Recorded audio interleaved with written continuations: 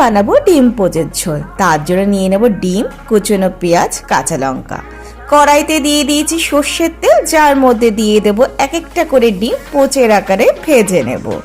ঠিক এরকমভাবে প্রত্যেকটা ডিমকে কিন্তু আমি ভেজে নেব।